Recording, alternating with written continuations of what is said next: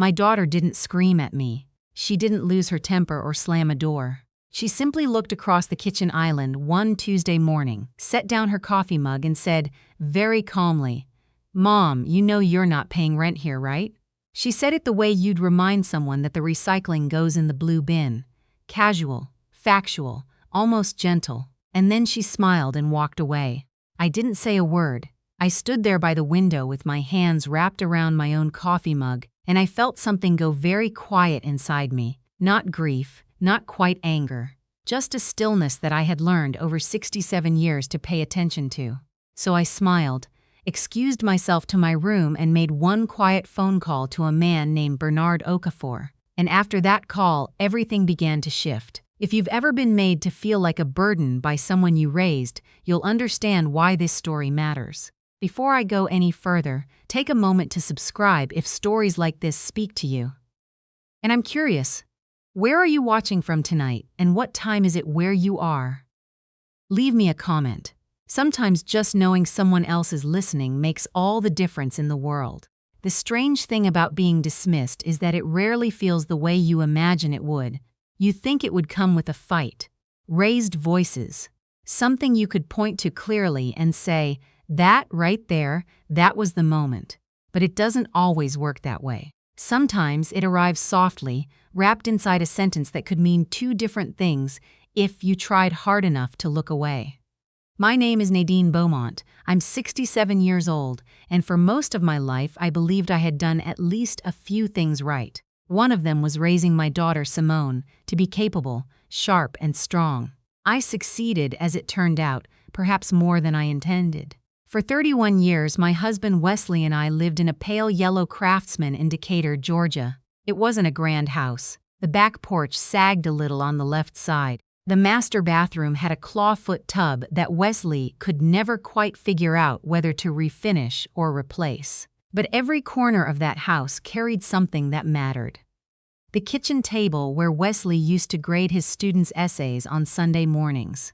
The side yard where Simone learned to ride a bicycle, fell twice, cried once, and refused to stop until she got it right. Wesley was a high school history teacher for 34 years. He was the kind of man who remembered the names of students he'd taught 15 years earlier and still asked about them. While I spent 3 decades working as a registered nurse at Emory University Hospital, Wesley spent those same years believing that most problems between people could be solved if someone was willing to be patient enough to explain things clearly. He brought that same patience home with him every evening. Simone grew up loved. She was quick and determined from the time she could talk. When she decided she wanted something, she organized her thoughts like someone twice her age and made her case. Wesley used to joke that she was going to either save the world or run it. He wasn't entirely wrong. Simone went to Georgia State, then got her MBA, and eventually landed a position in healthcare administration. She married a man named Terrell when she was 30. He worked in commercial real estate and had a quiet confidence that I respected, though he never quite filled a room the way Wesley did. For years after their wedding, things were warm enough. Wesley and I drove up to their place in Alpharetta twice a month. They had a son, Marcus, who had Wesley's patience and Simone's precision, and a daughter, Jada, who was still figuring out which qualities she wanted to inherit from which side of the family. Being grandparents felt like discovering an entirely new reason to pay attention to the world. Then Wesley had his stroke. It happened on a Wednesday in late September. He was sitting in the living room doing a crossword puzzle. He did one every morning and one every evening, said it kept his mind organized. And when I came in from the kitchen, he was leaning sideways in the chair in a way that looked wrong before my nursing instincts even fully registered it. I called 911 before I finished crossing the room. He spent 11 days in the ICU. He came home, but he was not the same Wesley. The Wesley who came home needed help with things the previous Wesley would have been embarrassed to accept. I gave that help without hesitation because 31 years of marriage teaches you that love is not a feeling you switch off when things become inconvenient. It is a practice, a daily one. He passed 8 months later, quietly, in the same clawfoot tub he never did decide what to do about. Grief is its own kind of education. It teaches you things about time that nothing else can. How a Tuesday afternoon can feel 3 days long. How a house that once felt exactly right can suddenly feel enormous in the wrong way. For the first few months, I stayed in the Decatur house and tried to find the rhythm of being alone. I was not entirely unsuccessful. I still had my work. I'd scaled back to part-time by then, but I hadn't retired. I still called my sister Faye every Sunday. I still got my nails done the third Saturday of every month, because Wesley always said it made me look like I was ready for something good to happen. But Simone worried. She called frequently in those first months, and her voice had a particular quality I recognized from when she was small and had convinced herself that something was wrong. In those days, it used to mean she needed reassurance. Now it meant she had already thought through several solutions and was deciding which one to present first. "Mom," she said one evening, "have you thought about what it would be like to be closer to us?" I had not. The Decatur house was my home. I told her so. She nodded through the phone. I could hear it in the pause. "I know. But you're managing a lot by yourself. The house, the yard, all of it." "I managed it before," I said. "With Dad," she replied. "Not alone." She wasn't wrong about that. And grief, as I mentioned, is its own kind of education. It also, occasionally, makes you easier to convince than you would otherwise be. Over the following months, Simone's suggestion returned in different forms. The house needed a new water heater. A tree came down in the backyard and took part of the fence with it. One evening, I drove to the grocery store and realized halfway through that I had left the stove on, and the 20-minute drive home through Atlanta traffic felt longer than any shift I had ever worked. Simone called that night, and I told her about it, and she didn't say anything dramatic. She just said, "Mom, please think about it." I thought about it. Within 7 months of Wesley's passing, the Decatur house was listed. It sold in 11 days. Simone helped coordinate most of the paperwork. She suggested I move the proceeds from the sale into a joint account that she and Terrell would help manage, so you don't have to deal with all that on top of everything else. I agreed. I was tired in a way that went deeper than sleep could fix. I trusted her completely. Of course I did. She was my daughter. By the following spring, I was settled into the guest suite on the main floor of their Alpharetta home. It was a beautiful room. New carpet, a window that faced the backyard, a bathroom I had all to myself. Simone put fresh flowers on the dresser the day I arrived. Terrell carried in my boxes without being asked. Marcus and Jada made a sign out of construction paper that said "Welcome Grandma" in large uneven letters and taped it to the door. For a little while it felt like the beginning of something good. Grief changes eventually. It doesn't disappear, but it softens into something you carry differently, and being surrounded by the sounds of a family in motion helped. But families, I have come to understand, are living things. They shift. They grow in directions nobody planned, and changes in a household rarely announce themselves. They accumulate. The first thing I noticed was small. Terrell had a system for how the dishwasher was loaded. Most people don't think of this as a system. But Terrell had clear opinions about bowl placement and utensil positioning. I rearranged some things one morning after breakfast, and he came into the kitchen, opened the dishwasher, and quietly moved everything back without saying a word. I assumed this was simply a quirk and adjusted accordingly. A few weeks later, Simone mentioned that she and Terrell were trying to keep the grocery budget tight that month. "Nothing major," she said quickly. "Just being mindful." I nodded and started contributing to the grocery runs, picking up items when I drove Marcus to his soccer practice, bringing home things I noticed were running low. Simone thanked me, but the thanks always had a slight formality to it, the way you thank a neighbor who shovels your walk. By summer, I had begun to feel the outline of something I couldn't quite name yet. The house functioned smoothly. Everyone was polite. And yet I found myself asking permission for things I had once done automatically. Could I use the car on Thursday? Was it all right if I took Jada for ice cream after school? Was anyone else using the small sitting room on Saturday morning? I told myself I was being respectful, that this was their home and their life and I was a guest inside it. I tried to be useful. I helped Jada with her reading. I drove Marcus to practice twice a week. I sometimes had dinner started by the time Simone got home from work, though I learned quickly that this was something Simone preferred to handle herself and scaled back accordingly. It was Jada who first said something that stayed with me. We were sitting on the back porch one afternoon in July, shelling butter beans.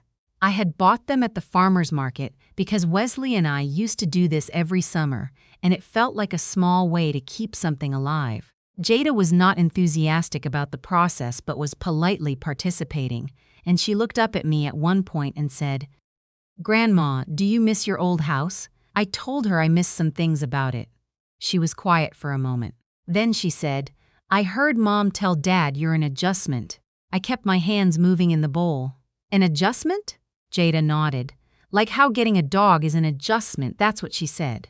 I smiled at my granddaughter and told her she was very good at shelling beans. And I changed the subject because she was 8 years old and not responsible for the information she was carrying.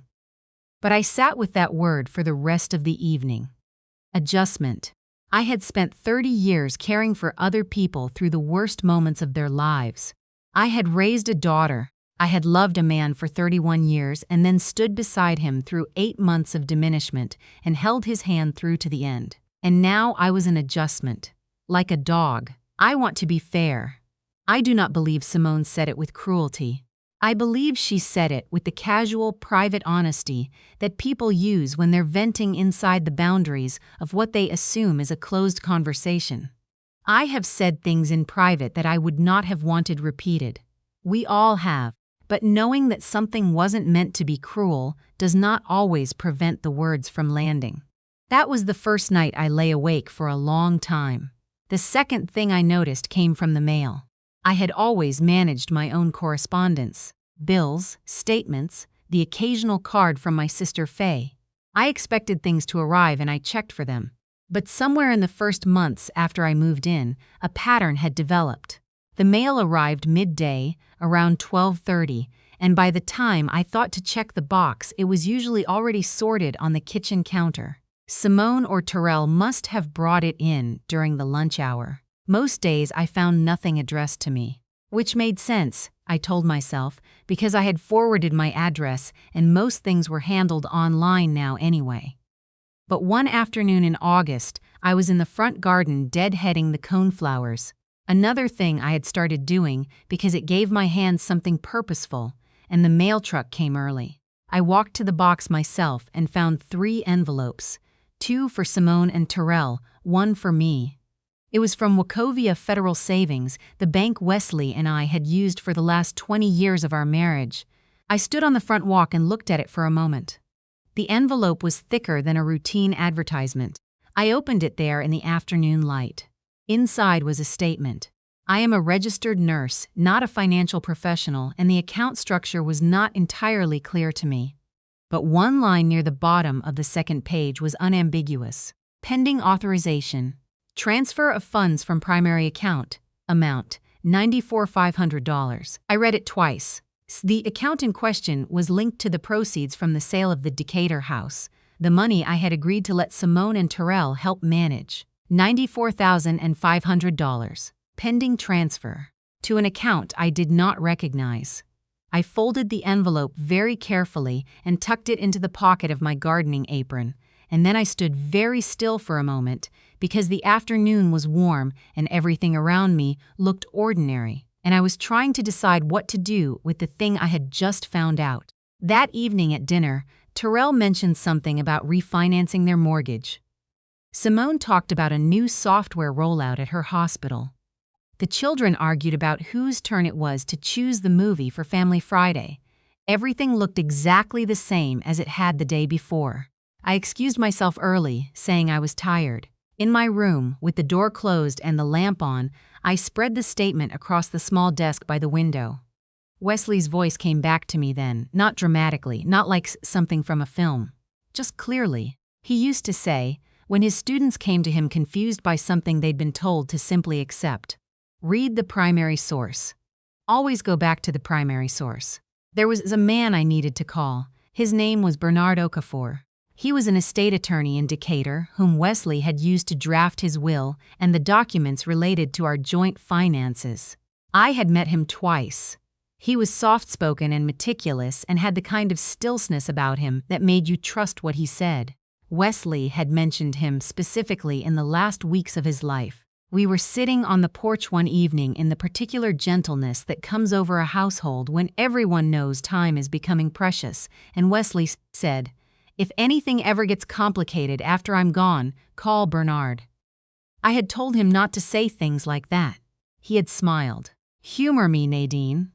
The next morning, while Simone was at work and Terrell had taken both children to Saturday activities, I sat at the desk in my room and called the number I found in the small address book I'd carried in my purse for 15 years. Bernard answered on the third ring. I told him my name. There was a brief pause and then he said, "Mrs. Beaumont, Wesley spoke about you often. How can I help?" I told him I had a bank statement I didn't understand and that I thought it might be important. He asked if I could come into the office the following Monday. I said I could. When I set the phone down, I sat for a moment in the quiet of my room and noticed something unexpected. I didn't feel afraid. I felt clear. Bernard's office was on a side street in downtown Decatur, 2 blocks from the old square. It was the kind of building that had been there a long time, brick and narrow windows, the inside smelling of old paper and good coffee. His receptionist brought me a cup without asking, which I appreciated. Bernard came out of his office and shook my hand with both of his. He was a tall man in his 60s, careful about everything, the way some people are careful about language and others are careful about money. Bernard was careful about both. We sat down. I placed the bank statement on the desk between us. He studied it for a long time. Then he set it down and looked at me. "Miss Beaumont," he said, "are you aware of the account this transfer is moving funds into?" I told him I was not. He nodded slowly. "And was this transfer discussed with you before it was submitted?"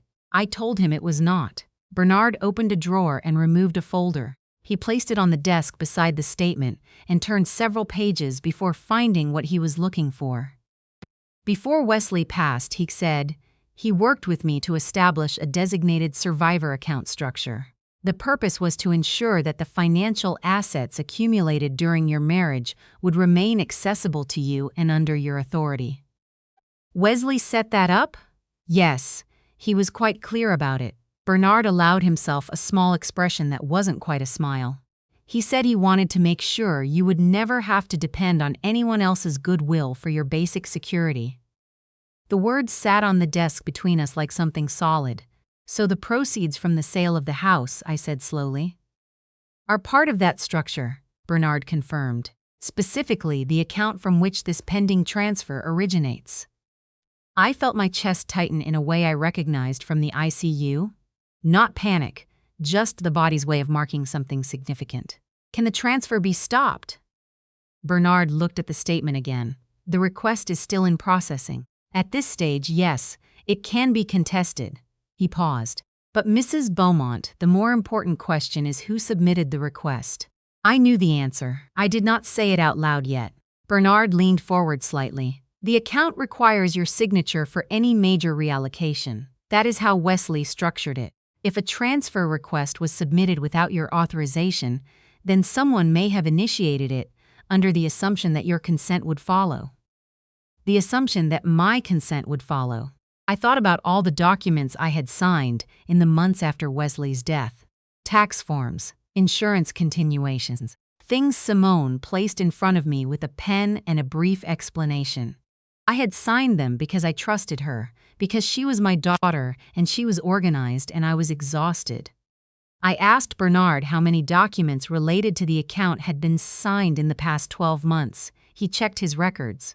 He named a number that was higher than I expected. I sat with that for a moment. Then I said, "What do I do now?" Bernard answered without hesitation. "For now, we observe. We contact the bank and flag the transfer as under review, which pauses the processing without alerting anyone to why. And then we wait and see what happens next." He looked at me carefully. "Is there something specific you'd like to address?" I thought about Simone. About the Saturday morning she had shown me how to use their smart thermostat. About the Sunday she had taken me to get my hair done because she said I deserved a nice afternoon, about the construction paper sign on the guest room door. Not yet, I said. Bernard nodded. Then go home, Mrs. Beaumont, pay attention, and call me if anything changes. I drove back to Alpharetta with the afternoon sun coming through the windshield and Wesley's old jazz station playing on the radio, the one I still had preset even though he had been the one to program it. The music helped me think. Or maybe it just helped me breathe. Paying attention, as it turned out, was something I had been doing my whole professional life. 30 years of nursing teaches you to notice what isn't being said as clearly as what is. The slight hesitation before an answer. The detail that gets mentioned too casually. The question someone goes around instead of through. Over the following week I watched. Terrell spent several evenings working in his home office with the door slightly ajar. I could not see his screen, but I could hear the particular quiet of someone doing concentrated financial work. The small sounds of calculations being reviewed, documents being opened, the occasional low exhale of someone staring at a number they hadn't expected. One evening I passed the hallway outside his office and heard him say to Simone, who must have been standing near him, "It should be processed by the 15th. Simone replied, "Good. That gives us 2 weeks before the quarterly review." Terrell said something lower that I couldn't hear. Simone said, "She won't ask. She won't ask." I went back to my room and sat on the edge of the bed for a long time. She was right, of course. I hadn't asked. For almost a year I had moved through their household like a person trying not to take up too much space, adjusting my rhythms to their routines, reducing my questions to the ones that seemed least inconvenient. I had mistaken that quietness for grace. They had mistaken it for obliviousness. That was a significant misunderstanding. 2 days later, the authorization document arrived. I reached the mailbox first. Inside was a thick envelope from Wachovia Federal, addressed to me, marked "Action Required." I carried it inside and set it on the kitchen counter. Then I went to start a pot of coffee, because I thought better when my hands were doing something familiar. That evening, Simone came home from work and spotted the envelope. She picked it up with a natural ease, as if she had been expecting it. "Oh, good," she said. "This came." She brought it to the kitchen table where I was seated and set it down. "It's just some account paperwork, Mom. I need you to sign a few things." She produced a pen from her work bag. She was still wearing her coat. Terrell came in from the garage a few minutes later. He glanced at the table. "Ah," he said, and that single syllable told me everything I needed to know about how long they had been waiting for this moment. Simone opened the envelope and laid the documents flat, several pages stapled together, with colored tabs marking the signature lines. She pointed to the first tab. "This one just updates the account structure so Terrell can handle the management directly." She pointed to the second. "And this one authorizes the transfer we talked about." We had not talked about it. I placed my hand flat on the table beside the papers. I did not pick up the pen. "What transfer?" I asked. Simone smiled the way she had when Marcus was a toddler and she needed to redirect him without creating a scene. "Just reallocating some of the funds so they're consolidated. It's easier to manage everything in one place." "Easier for who?" I asked. Terrell set down his keys. "For the whole family." I looked at the first page of the documents. At the top, Account Reallocation Authorization. Primary account holder signature required. At the bottom of the second page, my name printed cleanly under a signature line. Below that, the amount being transferred. I looked at Simone. "This is a lot of money." "It's your money," she said. "It's just being moved somewhere more accessible." "Accessible to who?" A small silence. "To us," Terrell said, "so we can manage it more efficiently." I nodded slowly. I looked down at the pages. I looked at the pen on the table. I thought about Wesley programming that jazz station. I thought about Bernard's voice saying, he wanted to make sure you would never have to depend on anyone else's goodwill for your basic security. I picked up the pen. Simone's shoulders relaxed by a fraction. Terrell reached for his phone, I think to give himself something to do with his hands while he waited. I set the pen down. "Before I sign anything," I said, "I think we should talk." The kitchen went quiet. Simone looked at me. "About what?" about what this transfer actually does. Terrell came and sat down at the table now. His expression was careful. Joan, it's… He caught himself. Mrs. Beaumont, it's straightforward. Then explain it to me. Simone placed both hands on the table. Mom, I've been managing your finances for almost a year. Terrell and I know what we're doing. I know you do, I said. That's not what I asked. What did you ask? I asked you to explain what this transfer does specifically, in plain language. Another silence. This one had a different texture. It consolidates your funds into an account that Terrell manages directly, Simone said finally, and then I no longer have direct access. You wouldn't need to. We'd handle everything. I looked at her for a long moment. In that moment, I saw so many different versions of my daughter at once. The 7-year-old who refused to cry when she fell off the bicycle. The 24-year-old who called me from her first real job, voice shaking with excitement. The woman who put fresh flowers on the dresser the day I arrived, and also now, this version. Capable, organized, and very certain that she understood the situation better than I did. I spoke with Bernard Okafor, I said. The change in the room was immediate. Simone's expression shifted. Terrell went very still. When? Simone asked. Last Monday. Simone looked at Terrell. He looked at the table. He explained how your father structured the account, I said. He explained that any major transfer requires my authorization. Not my signature on something I haven't read. My informed authorization. Simone's voice went quiet. Mom, we were trying to simplify things. I understand that Terrell has been taking care of everything. He's been so careful with it. I believe that. I did, actually. I didn't believe Terrell was a villain. I believed he was a man who had convinced himself that what was convenient was also what was right, and that those two things are not always the same. Then why are you making this difficult? Simone's voice had shifted now, slightly. Not cruel, but stripped of its patience. Simone, I said quietly, do you remember what you called me when you were talking to Terrell about having me here? She looked at me blankly. An adjustment, I said. She went still. Jada told me. She didn't know it mattered. I folded my hands on the table. I'm not angry about it. I know you didn't mean it to be hurtful, but I want you to understand something. I came here because I was grieving, and I was tired, and I trusted you completely. And somewhere in this past year, your trust in me went the other direction. Simone's eyes were bright now. That's not true. You told Terrell I wouldn't ask, I said gently. I heard you. Last Thursday, you said, she won't ask. The silence that followed was the longest one yet. Terrell looked at Simone. Simone looked at the documents on the table. I wasn't trying to hurt you, she said finally. I know. I just thought, we thought, it would be simpler if we handled it. I know that too. I reached across the table and closed the folder of documents. But simpler for you is not the same as right for me, and your father knew that. That's why he structured things the way he did. Simone wiped the corner of her eye with the back of her hand, quickly, the way she always had since she was a girl. She'd never liked being seen crying. So what happens now? Terrell asked. His voice was quieter than it had been all evening. The transfer doesn't go through, I said. The account stays the way Wesley set it up. And from now on, if something needs to change, we discuss it first. All of us. With Bernard in the room if necessary. Terrell nodded. Simone was quiet for a long time. Then she said, I did think you wouldn't notice. I know, I said. I wasn't trying to steal from you. I believe you, I said, but Simone, baby, what you were doing was making a decision about my future without asking me. And the reason you felt like you could do that was because somewhere along the way, I stopped seeming like a person with a future. I started seeming like a situation to manage. She looked at me then with an expression I hadn't seen on her face since she was very young. Uncertain. Raw.